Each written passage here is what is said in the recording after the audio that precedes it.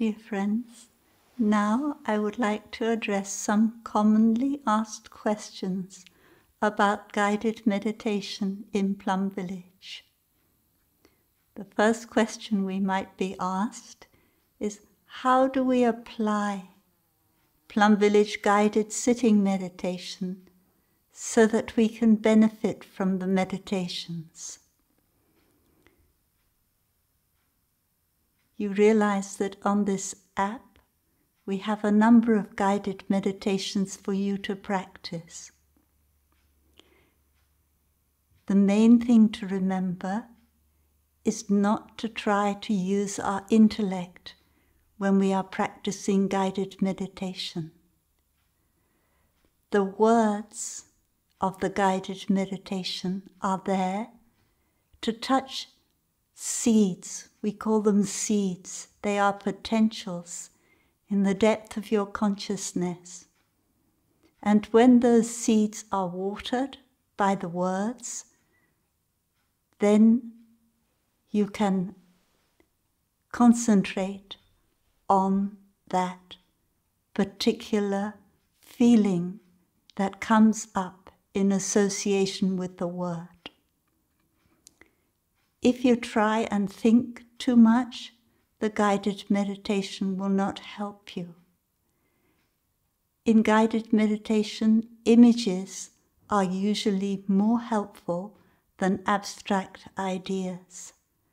So be aware of that, and a word can water an image, and you can use the image in order to realize some insight that you may not have ever had before.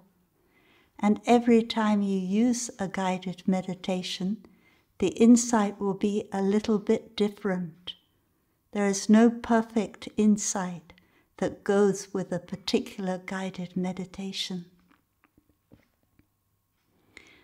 The second question, what can we do if we don't understand the exercise, or we cannot experience the exercise? For example, we hear breathing in, I feel joy, and we don't feel joy. So that is just an example, and we should not ever try to experience something, some words that we hear. If we don't have an experience, we can let go. But the next time when you want to do that meditation, you may like to prepare yourself a little bit. You may like to remember times when you have felt a deep joy that came not from things going on around you, but came from your own consciousness. And you may remember the incident or the event that triggered that sense of joy in you, and you can feel that joy again. In our daily life, it is important to recognize when we have moments of joy and to help those moments of joy to last. Because the depths of our consciousness are like a ratatouille, like a stew, and we put many ingredients in that, and the taste of each ingredient goes into the other ingredients. And so that just by watering the seed of joy every day in your consciousness, it will transform some of the suffering by penetrating the suffering without you having to make an effort to do that. What can we do when we haven't realized the exercise, but then the next exercise is already coming? That is a difficulty that many of us may experience, because everyone needs more time or different amount of time for realizing an exercise. So if you need more time, the best thing is to try and remember the guided meditation and then to practice it on your own. You may like to note it down, what the different stages of the meditation are. And when you do it on your own, then you can take as long as you like for each part of the exercise. Actually, that is really the way for you to use these exercises on the app. It's not every time to have to listen to the app, but be able to remember the exercises and then practice them for yourself in your own time. Are Plum Village guided meditations visualizations? What is meant by breathing in, I see myself as a flower. Breathing in, I see myself as a mountain, and so on. These are images. Flower is a word, and when you hear the word flower and you let it sink into the deep levels of your consciousness, then a flower image will appear in your mind, and the same is true of a mountain image. So you allow any image that comes up to come up of a flower, and going with that image there is a feeling, and the feeling going with the flower image is a feeling of freshness, and the feeling going with the mountain image is a feeling of solidity. So the image and the feeling, they go together and they keep watering each other. So it's like a feedback. You have the image and then the feeling, and the feeling lead to the image again, and so on. Should we stay in one chapter of, if you're using the book Blooming of a Lotus, until we understand before we move to another chapter? We need, if we're using a book of guided meditations, what has helped me is to be able to know all the guided meditations.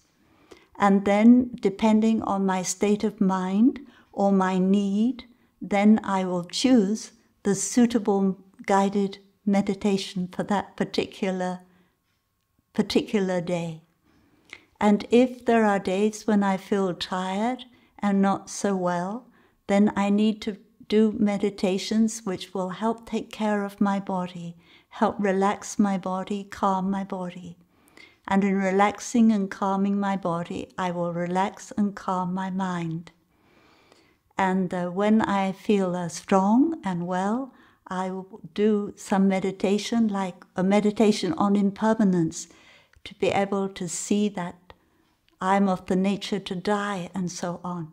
But if I'm not in good health, and it is not so, or in my body or my mind, I don't want to do meditations like contemplating my own death or contemplating the death of my loved ones.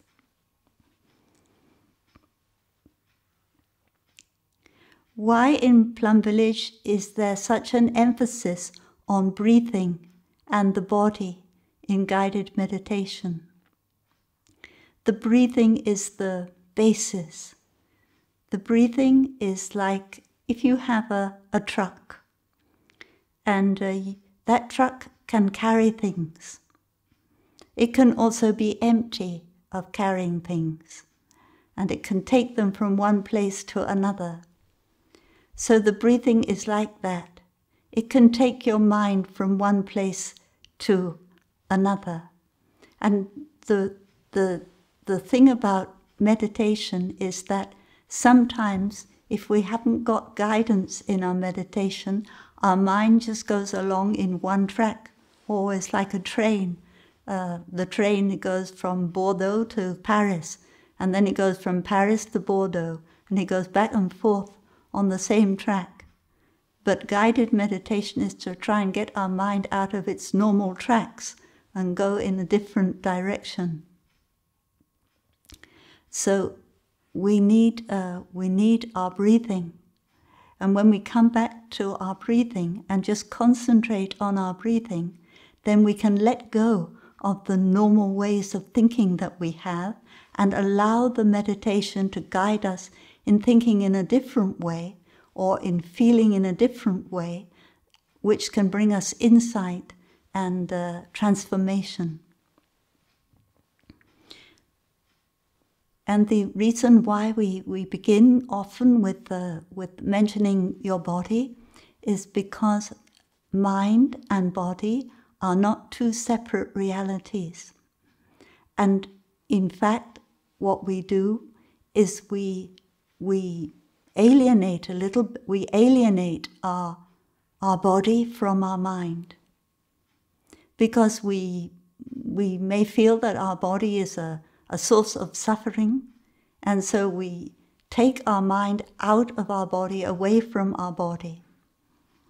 But in fact, our mind isn't at its best when it's separated from our body. It isn't its true self when it's separated from our body. So it's very important to bring our mind and our body together. And that is what the breathing can do, because the breathing is a function of our body. And the breathing is also spirit. So we feel our body. And we stay in our body throughout the meditation exercise.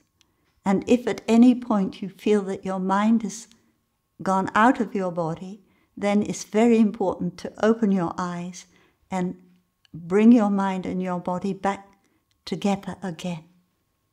So all meditation in Plum Village is meditation that is done with the mind and the body together.